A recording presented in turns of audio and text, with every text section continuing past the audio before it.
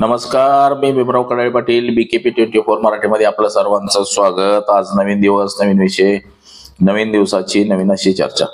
आज चर्चा घेऊन आलोय म्हणजे बघा, महाराष्ट्रामध्ये आणि देशामध्ये अंधश्रद्धा मित्रांनो एवढी मोठी फोफावलेली आहे की भयानक अशी अंधश्रद्धा फोफावलेली आहे. त्या अंधश्रद्धेच्या नादाला लागून पुण्यातल्या एका इंजिनियरनं, IT इंजिनियरनं 14 कोटी रुपये महाराजाला घालवलेत.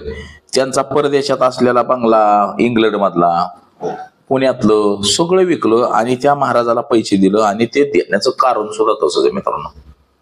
तर हा व्हिडिओ आपण संपूर्ण पाहावा ही सगळ्यांना विनंती. आणि आपण जर चॅनल सबस्क्राईब केला नसेल तर चॅनल सबस्क्राईब करावा ही सर्वांना विनंती. आणि चला चर्चेला सुरुवात करूया.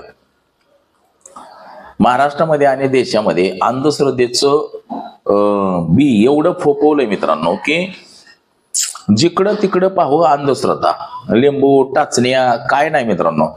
मी पाठीमागच्या काळामध्ये व्हिडिओ बनवले होते, जे उतारा वितारा टाकला जातो ह्याच्यात जे लिंब, निवाद, नारळ, कोंबडं, बकर हे जे दिलेलं देतात ना मित्रांनो, हे गोरगरीब हे सगळं निघून खातात.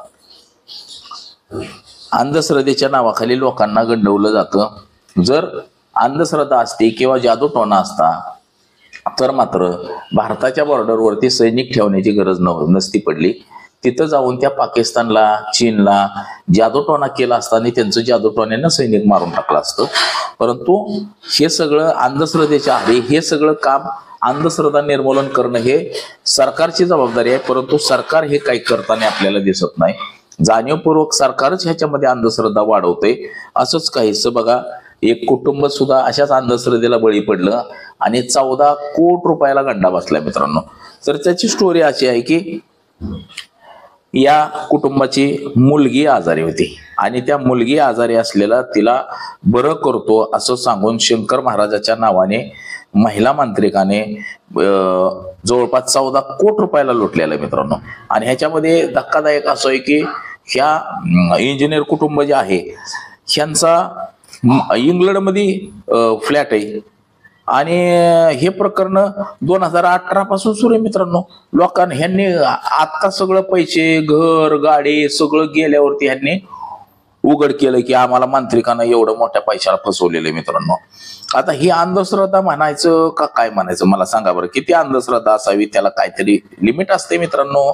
आता ह्यो IT इंजिनियर झालेला माणूस, पोरगी जर आजारी असेल तर ती दवाखान्यामध्येच नीट होणार आहे हे सगळं माहिती असताना सुद्धा माणूस येड्यापणात काही करतोय. ती एक महिला तिनं सांगितलं की माझ्या अंगात दैवी शक्ती आहे, मी असं करते तसं करते, छाव छाव करते. त्या माणसांना बघा लिंबण टाचण्यान लावून काय काय देऊन अक्षरशः 14 कोटी रुपयाला लुटलंय. त्यांचं त्या कुटुंबाला आर्थिक दृष्ट्या उद्ध्वस्त करून टाकलंय. अक्षरशः रस्त्यावरती आलंय बघा हे कुटुंब. आता असं सांगण्यात येतंय की ते दीपक डोळस म्हणून एक IT इंजिनियर आहेत आणि ते काही वर्षापासून ते इंग्लंडमध्येच नोकरी करत होतो. बिचारा तिकडं नोकरी करत होतो. त्यांना 2 मुली होत्या आणि त्या नेहमी मुली आजारी असायच्या. आता एवढं तेवढं हवामान किंवा बाहेरच्या देशात गेलं तर आपल्या इथं युनिटी असते आपली जास्त, आणि बाहेरच्या देशामध्ये गेल्यावरती मुली आजारी पडत असतील. आता तिथं गेल्यावरती त्या माणसाची ओळख राजेंद्र उर्फ दीपक खडके या नावाच्या व्यक्तीबरोबर झाली आणि त्याने शिष्या वेदिका पंढरपूरकर हिच्याशी त्यांची ओळख करून दिली.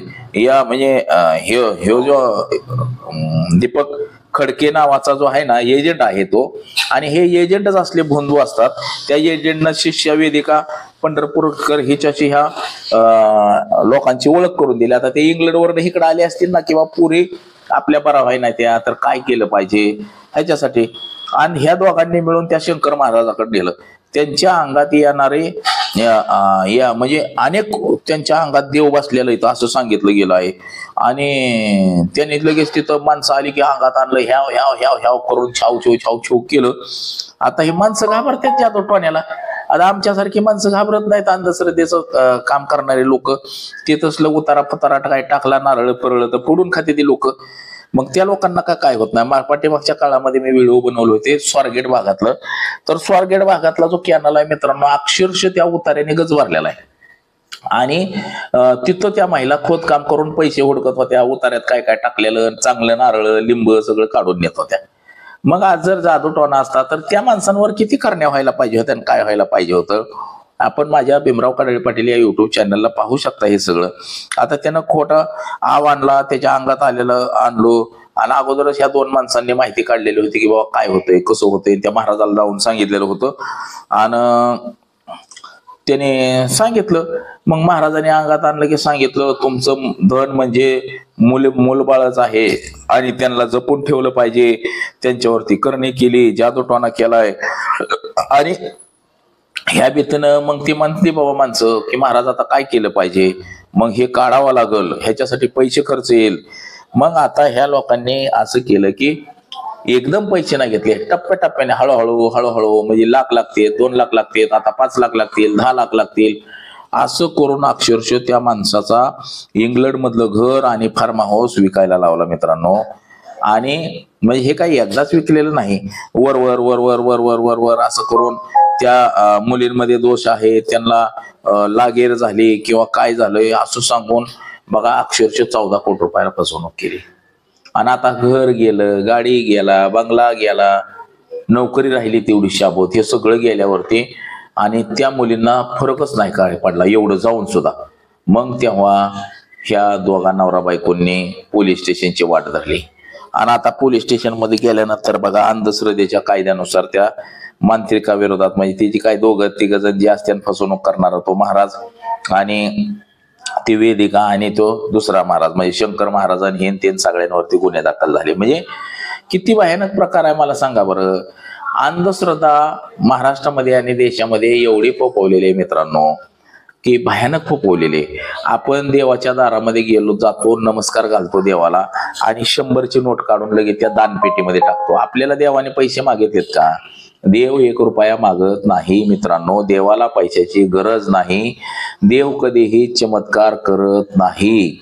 माणसाच्या मनावरती सगळं काय कंट्रोल असतं. आपल्याला जर वाटलं आजचा दिवस आपल्याला चांगला जाणार, म्हणजे पॉझिटिव्हिटी आणि निगेटिव्हिटी हे सगळ्यात महत्वाचं असतं शरीरामध्ये. ज्या माणसाच्या शरीरामध्ये नेहमी निगेटिव्हिटी येते, म्हणजे काही करायचं म्हणलं की जाऊ दे बाबा, ते सापडणार नाही आपल्याला, साहेब काम होणार नाही आपलं, अशा गोष्टी म्हणजे निगेटिव्हिटी असते. आणि पॉझिटिव्ह म्हणजे न होणारं काम सुद्धा चल होईना, नाही तर नाही होईल, होईलच आपलं काम असं म्हणणं. आणि तो योगायोग असतो प्रत्येक गोष्टीचा, योगायोगाच्या गोष्टी असतात. परंतु हे सगळं आपण अंधश्रद्धेच्या आहारी जाऊन अंधश्रद्धेला खतपाणी घालतोय कुठं तर, असं एकंदरीत चित्र साहेब महाराष्ट्रामध्ये दिसतंय. तर या अंधश्रद्धेला खतपाणी घालणार सुद्धा सरकारच आहे, महाराष्ट्र सरकार आणि देशाचं सरकार हेच खतपाणी ह्या अंधश्रद्धेला घालतं. सरकारी नोकरदारांच्या म्हणजे सरकारी ऑफिस मध्येच मोठमोठी देवळं बांधली गेलेली आहेत. गणपतीचं देऊळ असेल, नाही तर कुणाचं बी असेल, दत्ताचं असेल, साईबाबाचं असेल, पोलीस स्टेशन मध्ये, सरकारी कार्यालयामध्ये सगळीकडे देवदेवतांचे फोटो लावले जातात, मंदिरं बांधली जातात सरकारी कार्यालयामध्ये. आणि तिथूनच खऱ्या अर्थाने अंधश्रद्धेला खतपाणी घातलं जातं मित्रांनो. आता हे बोंधू बाबा वगैरे हे काय फताड आहे. आता हे पोलिस 14 कोटी घेतले म्हणजे पोलिसच 1 कोटी रुपये घेतील आणि सदर प्रकरणात दाबण्याचा प्रयत्न करतील. म्हणजे ही आपली न्यायिक व्यवस्था झालेली आहे मित्रांनो. तर अशा गोष्टींपासून आपण लांब राहिलं पाहिजे.